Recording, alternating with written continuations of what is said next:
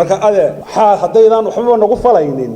hebel baa la magacaabay marka hore maxaynu isu ahayn intaan la magacaabin waxba sameynaan ahayn abwaan yuusuf cismaan cabdulla yuusuf shaacir oo kamid ah abwaanada Soomaaliland ayaa waxa uu ka hadlay sida uu arko guddi uu maalinimadii shalay ahayd magacaabay wasiirka waxbarashada ee dawladda federaalka ah ee Soomaaliya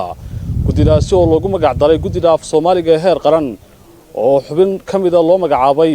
abwaanka abwaan yuusuf shaacir waxa uu sheegay in haddii ay guddidaasi aanay la xidhiidhin arrimo siyaasadeed u aqbalay waxaana uu xukuumadda Soomaaliland ku dhaliilay inay dayacday jaaniskaasi isagoona tilmaamay in Soomaaliland ay noqotay goob aan laga danaynin suugaanta iyo dadka ehelka u ah dabadeedna waxay iga noqotay horta marka hore inaan hubiyo fankiiba waan ka baxay buu yiri maxaa meeyo juun loogu yeelaa fankiina wuu ka baxay ina yeera muxuu ka sheegi lahaa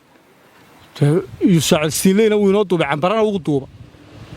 shaqadii wuu qabtay wuxuu xamar u qabanayo hadduu yeelay isaga jirtaa ku maxdumayad wariyaaha dhaliilo badan baa jira qofku wuu dhaliilaa aniguba mucaarad baan ahaayo waxa qariban waan sheegaa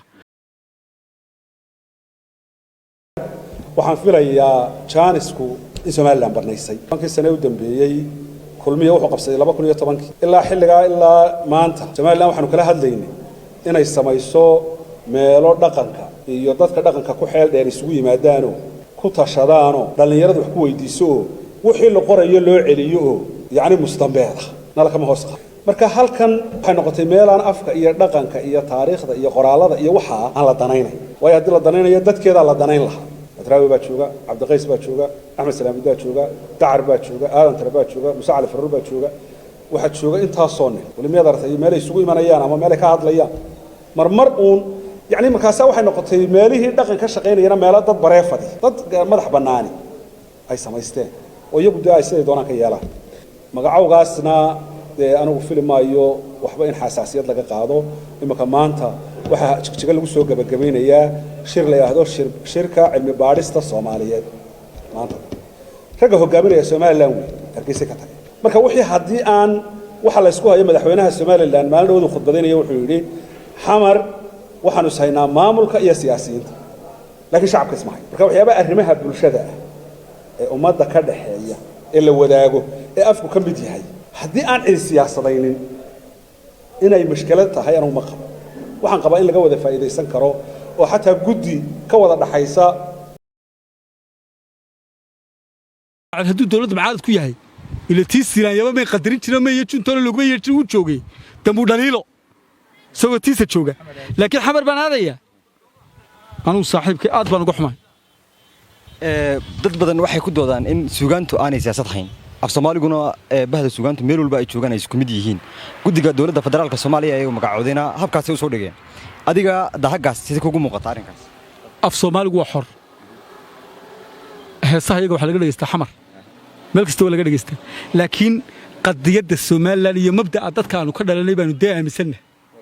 oo ku dhex jirta oo abwaanowna Soomaal garan dad baan waan iska soconaya waleena fahmi Soomaal garan imika fanaaniintii dhibaatooyinka haysta waxa kamid ah fanaaniintu waa loo gacan haadinaya waa loo yeeraya mushahar ma qaataan wax lama siiyo waaba wixii nagu jiray way masaxmayaanba waxaan waxay macna ku samaysaa isweydiinta iyo maskaxdu marka shaqeynayso laakiin sida saacad ay fadhiisanaysaa hadii waxba lagu weydiin waayo jaaniska Soomaaliland iyada bixisay in xamarna laga magacaabo mooyaane kalkatana laga magacaabo iyaga bixiyay xaqatan iyaga bixiyay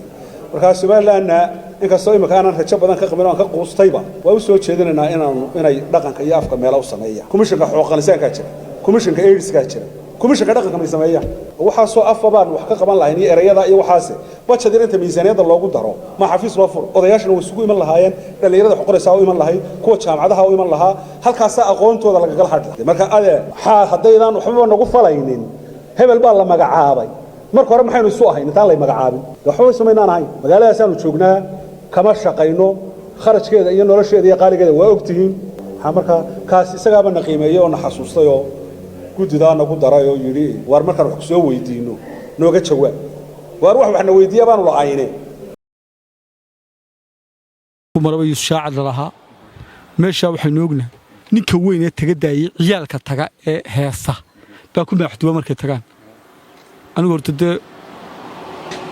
aad baan wallaahi anigu uga xumaa abwaanku wuxuu sheegay in Soomaaliland ay qiimeyn weyday bahdii suugaanta isla markaasina sidaas daradeed magacaabistiisa iyana la magacaabin